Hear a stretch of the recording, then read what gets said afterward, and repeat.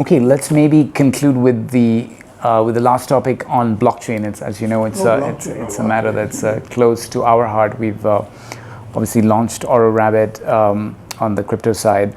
But just given all this money printing that we're talking about, you obviously, are in the camp that you're not worried about inflation, sort of causing a big dent. But there is, regardless, a big rise in, these cryptocurrencies, and now every central bank is thinking about a CBDC as well. India's kind of been ambivalent about what to do with the, cryptos. We went to see there was a Lok Sabha committee, this was about 5 years ago, about what to do about cryptocurrency. And we went and saw them, we tried to explain to them. The cryptocurrency dealers wanted to be nationally controlled. They were asking for national regulation. Right, because exactly, they were more secure. And the Lok Sabha people are full of, ignorant people about Ponzi scheme and so on. So we just couldn't get them together. I even went to see Urjit Patel, who was at that time governor of Reserve Bank. No, I think, basically my view is that, okay, the original Bitcoin thing, I always say, had it not been called a coin, it wouldn't have got anywhere. It's a token. The Satoshi's initial paper. Yeah, it's a utility token. Yeah. It's a bunch of digits. Yeah. Now, it has no use value. What's the idea that, central banks won't be able to control inflation and you couldn't trust central bank?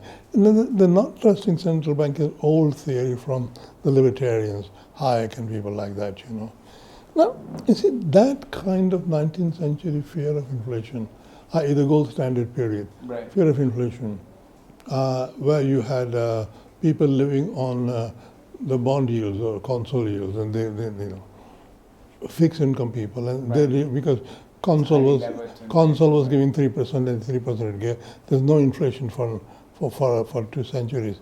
Now we have inflation hedges now. I mean, if I don't trust my central banker, how would I trust somebody who's generating this new stuff? The miners, how can I trust people I don't know the names of the faces of? So I have been involved in Mauritius and other places, trying to see, look, basically, if people want to do foolish things, let them do foolish things. I'm not in the business of rational. But let us make quite sure that it is a clean market. Right. Now, obviously there are a lot of substitutes and all kinds of things. I think, I think it's harmless. Because once upon a time people thought, will we lose monetary sovereignty? Yep. And I think basically it's a specialist market. Some other people are tempted by the high returns, high risk, high returns. Yep. But by and large, in size, it will never match, Fiat proper currency. Right. And it's only when Facebook, whoever, the Libra coin. Libra coin. Yeah. And then it became clear that people won't trust a known private sector company to run a currency. See, that's what it is. It's what Libra, the Libra coin. Libra. Yeah. But they would not trust somebody who's not government, is private. Right. And I think governments are more worried about losing control to Facebook. My view is that everybody thinks about the central bank digital currency. I actually think that it is a very specialist thing. The people who want to buy and deal in digital currencies are a small fraction of the total population. Because I wrote about this, because in UK, I said, listen, if you tell the UK population they're about to lose their currency, there'll be riots on the street. Because 95%. But it depends on what's the question you're asking them. If you told them they're going to lose their banknotes in their wallet, 90% of the world's cash is plastic anyways. We haven't used cash in a long time. It's all a digital currency anyways. Listen, when we went decimalization, that's right. a big political problem. I think people want to see their money. Actually, at one stage when the Bank of England put out its first paper on digital currency, Yeah. they weren't quite sure whether they would let the banks do the proper business or not, because It can be very disruptive to the banks if they, depending on. system goes. Right, exactly. And Yeah. then, you see, I think I've got this slightly fake statistic, but I think it's more or less true. But 5% of the market generates 95% of the financial transactions. Correct. Yeah. No, that's probably And 95% right on. of people. Now, you I had see, no idea, you right. can't, as a government, go for the 5%. Right. It may be safer and all. I see what you're saying. don't- Right. I see what you're saying. people- You've I got to have- protect the. Where I live in London, it's South London. There is a bank, Lloyd's Bank, my bank, Yep.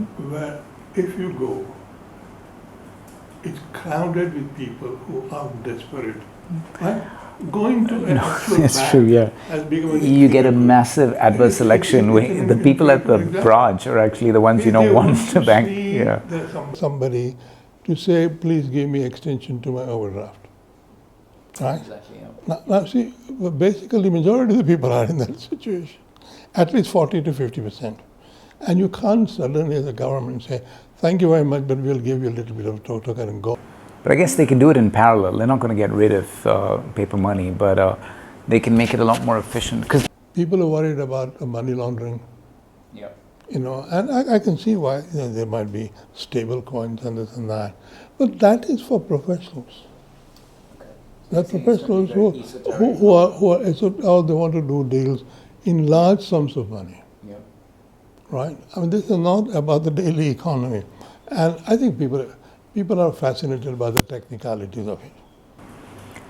and as you said, there's greed and fear, and the promise of massive returns. Our sort of 60 million accounts on the books, God.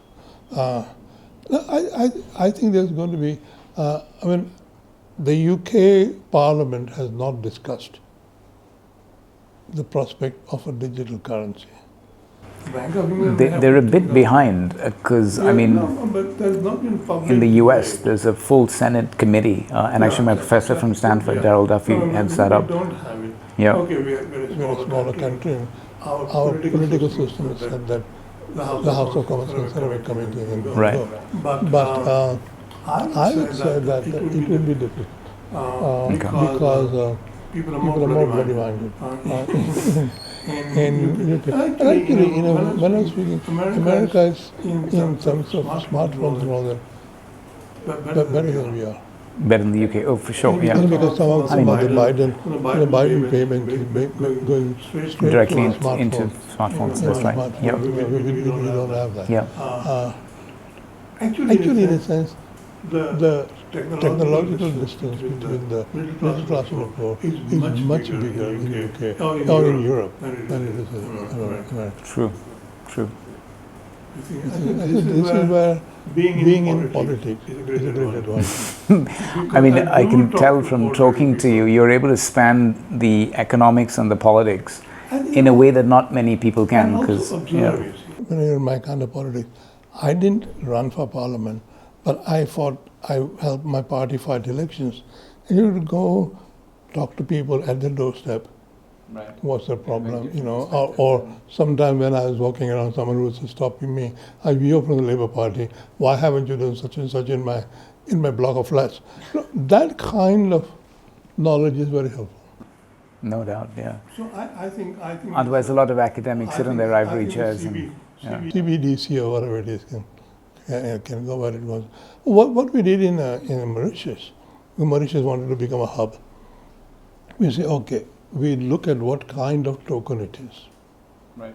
Is it a club membership token? You buy this and there's access to it, or is it it's basically a token with no specific rights like Bitcoin. Mm-hmm. But the idea is that it'll be an appreciating asset or a risky asset, or it is something you're contributing so that when the company is started, after the initial offering, you will be like a shareholder. Yep. So that's an equity thing. That can be regulated by the equity regulator. And so we partitioned out the thing. I wrote a report on that along with some friends, and then I chaired the committee for 1 year. And so we sort of a very, so it's kind of sandbox. And the sandbox will decide where the asset goes to be regulated. No, that's actually quite specific in how you would do it, because depending on the use case of the coin, it can be deemed to be a security as well. If the cryptos were not called currency, but tokens, Right. Zen tokens, They would not get the currency that they have, the circulation that they have, right? Yeah. basically the glamour goes away. Right. Well, excellent. It's been a real pleasure. Thank you so much for your time. We've discussed such a wide array of issues, and you've really provided a great... Very nice. Thank you very much. Well, thank you again, Lord Meghnad Desai. For all of our viewers watching the webinar, I hope you enjoyed it. We covered a whole variety of issues, and if you have any questions, of course, you can write comments and questions, and we'll send them across to Lord Meghnad to get his response. Thank you very much. Down the free Auro mobile application now.